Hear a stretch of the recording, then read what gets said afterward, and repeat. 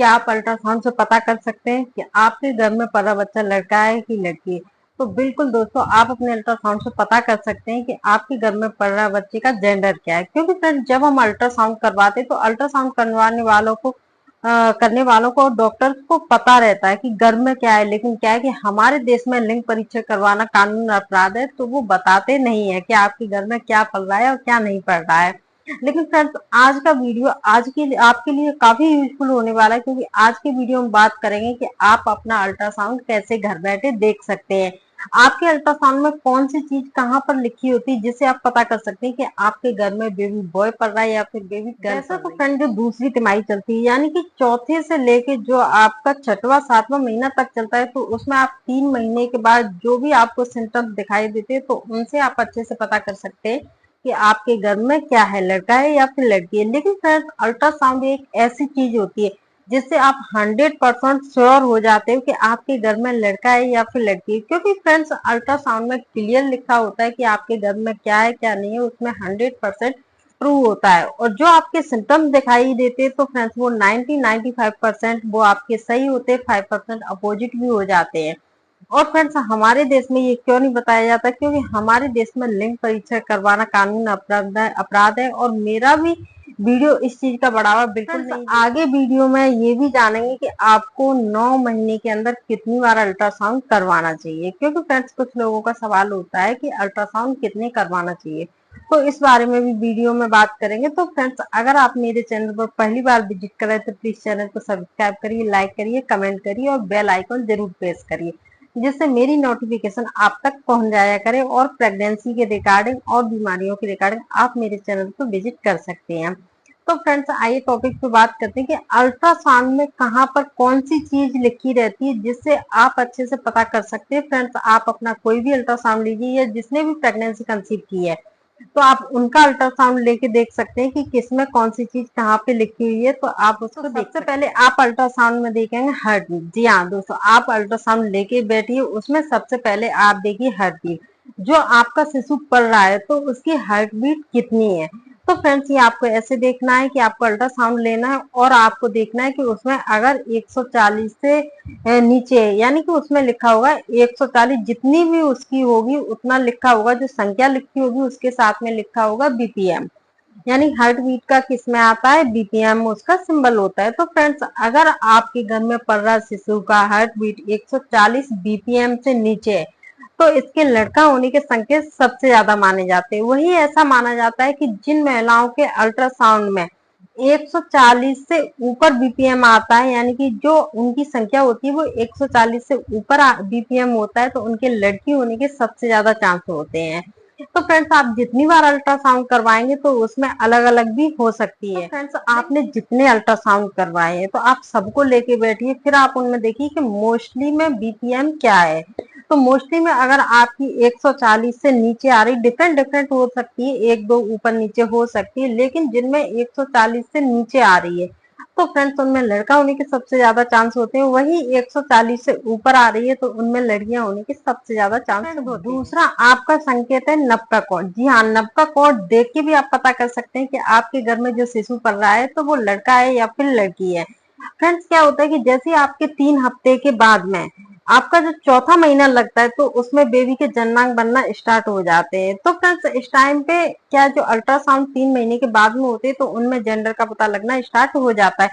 तो जो आपका अल्ट्रासाउंड 12वें और 14वें हफ्ते के बीच में होता है, तो फ्रेंड्स आप उसमें देखेंगे कि जो नवका कोण होता है, तो वो फ्रेंड जो बच्चे का नवका कोण होता है, जैसे जन्मांग उनका बनेगा तो उनका जेंडर भी अलग अलग हो जाएगा। लड़के का अलग होता है, लड़की का अलग होता है। तो फ्रेंड्स, आप देखेंगे कि जो आपका नवका कोण है तो वो आपकी रीढ़ की हड्डी के 30 डिग्री ज्यादा पॉइंट कर रहा है, यानी 30 डिग्री से ऊपर बता रहा है, तो इसमें लड़के होने के सबसे ज्यादा चांस होते हैं। वही फ्रेंड्स, आपकी रीढ़ की हड्डी के 30 डिग्री से नीचे नब्का कोण बता रहा है तो वो आपकी लड़की होने के सबसे ज्यादा चांस होते हैं। तीसरे संकट की बात करें तो वो होता है टर्टल या हैमबर्गर। जो आपके शिशु के जन्नांग बनते हैं तो जन्नांग की जगह पे ये आपको देखना है, जैसे अल्ट्रासाउंड आप देखते हो तो उसमें जो शिशु का जन्नांग होता है उसकी जगह पे किस तरह की आकृति बनती है। तो एक को टर्टल बोला जाता है, एक को हैमबर्गर बोला जाता है। तो फ्रेंड्स, जिन अल्ट्रासाउंड में, यानी कि जिन महिलाओं के अल्ट्रासाउंड में टर्टल जैसी यानी कि कछुए की आकृति जैसी जननांग की जगह पे आकृति बन रही है तो उनके लड़का होने के सबसे ज्यादा चांस रहते हैं।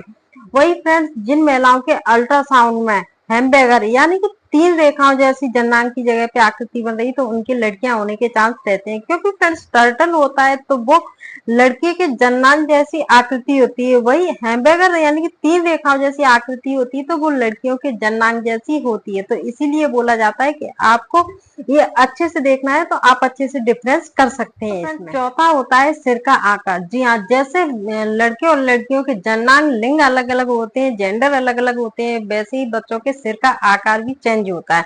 अगर आप इनको ठीक से पहचान लेते हैं तो आप बिल्कुल पहचान जाएंगे कि आपके घर में पल रहा शिशु लड़का है या फिर लड़की है। तो फ्रेंड्स, सिर का आकार कैसा होता है? सिर का आकार अगर सामान्य से अधिक है, यानी कि उसमें रेंज लिखी होती है, सामान्य से अगर अधिक है तो लड़का होने के सबसे ज्यादा चांस रहते हैं। वही फ्रेंड्स, लड़कियों की बात की जाए तो अगर सामान्य से कम है तो उनकी लड़कियां होने के सबसे ज्यादा चांस रहते हैं। फ्रेंड्स, ये जो मैं सिम्टम्स बता रही हूँ, अगर आप अल्ट्रासाउंड में अच्छे से ठीक से ध्यान से पढ़ लेते हैं, अच्छे तरीके से उनको जान लेते हैं तो अच्छे से आप डिफरेंस कर सकते हैं कि लड़का है या फिर लड़की है।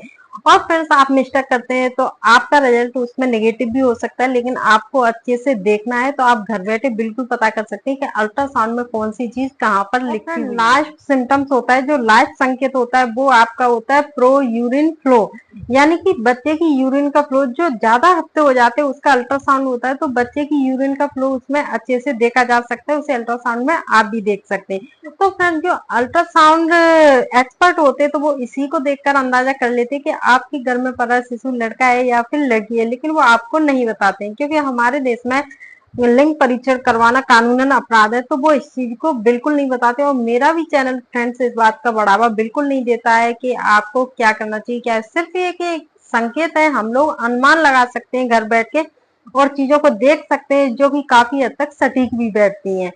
तो फ्रेंड्स, आइए बात करते हैं कि यूरिन का फ्लो कैसा होता है। तो फ्रेंड्स, आपके अल्ट्रासाउंड में आपको दिखाई देगा कि जिन बच्चों का, जिन बेबी जो पेट में शिशु है उनका जो नीचे की तरफ फ्लो जाता है तो उनका लड़की होने का सबसे ज्यादा चांस रहता है। वही आप अल्ट्रासाउंड में जिन बच्चों का यूरिन का फ्लो ऊपर की तरफ जा रहा है तो उनके लड़की होने के सबसे ज्यादा चांस रहते हैं।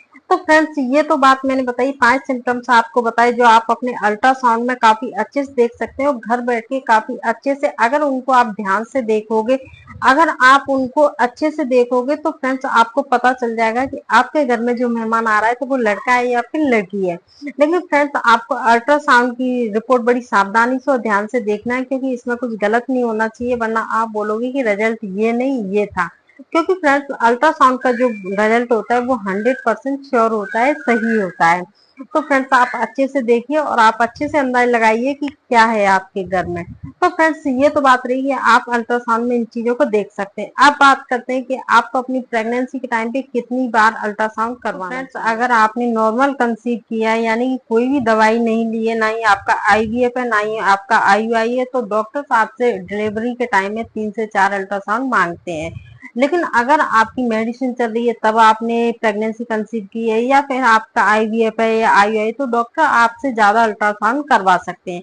तो फ्रेंड्स, ये तो मैंने बताया, 5 आपको संकेत बताया कि आप अपने अल्ट्रासाउंड में कैसे पता कर सकते हैं, कैसे अच्छे से देख सकते हैं कि आपने बेबी बॉय कंसीव किया है या फिर बेबी गर्ल कंसीव की हुई है। तो फ्रेंड्स, अगर मेरी जानकारी आपको अच्छी लगी है तो प्लीज, अगर मेरे चैनल पर पहली बार विजिट कर रहे हैं तो प्लीज सब्सक्राइब करें, लाइक करें, कमेंट करें और बेल आइकॉन जरूर प्रेस करें, जिससे नोटिफिकेशन आपको मिल जाया करे।